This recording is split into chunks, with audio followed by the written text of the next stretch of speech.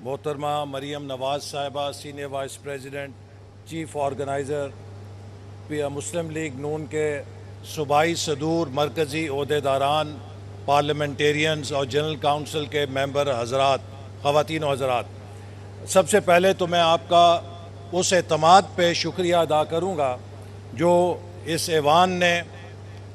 بحیثیت secretary general مجھ پہ دوبارہ یہ ذمہ داری عائد کی ہے۔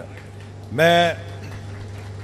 مختصراً یہ کہنا چاہوں گا کہ جب یہ ذمہ داری 2018 میں ہمیں دی گئی تو ہم نے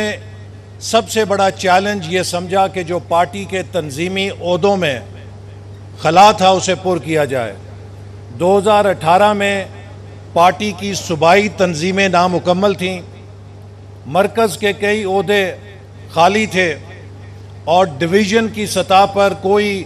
ٹیئر موجود نہیں تھا۔ تو فوری ترجیح کے طور پہ ہم نے الحمدللہ تمام صوبوں کے اندر صدر پاکستان مسلم لیگ نون اور قائد مسلم لیگ نون کی قیادت میں ان عہدوں کو مکمل کیا، ڈویژن کی سطح پر ایک نیا ٹیئر کریٹ کیا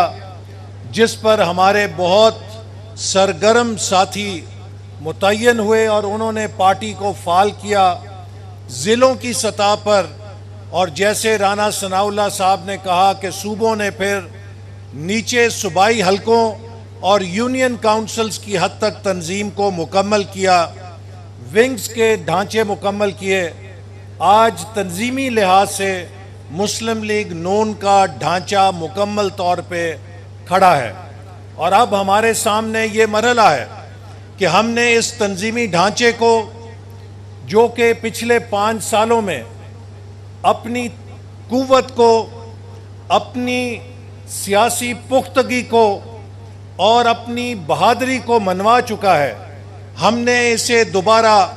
ایک پارلیمانی طاقت میں ڈھالنا ہے تاکہ آئندہ انتخابات میں مسلم لیگ نون 2013 کی طرح دوبارہ بھرپور کامیابی حاصل کر کے پاکستان کو اس معاشی بحران سے نکالنے کے لیے وہی کردار ادا کرے جو اس نے 2013 اور 18 کے درمیان ادا کیا تھا۔ اس سے پہلے کہ میں بات آگے بڑھاؤں، میں 2 قراردادیں مزید پیش کرنا چاہوں گا۔ پہلی قرارداد جس کی آپ سے اجازت لینی ہے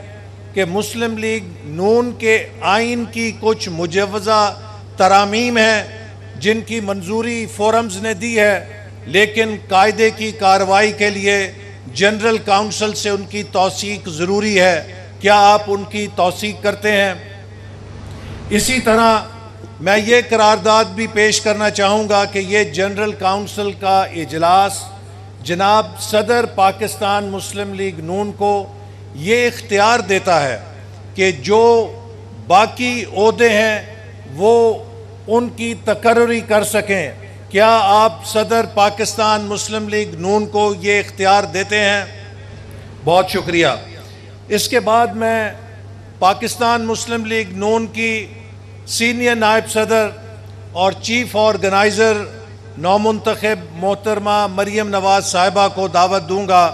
کہ وہ جنرل کاؤنسل سے خطاب کریں۔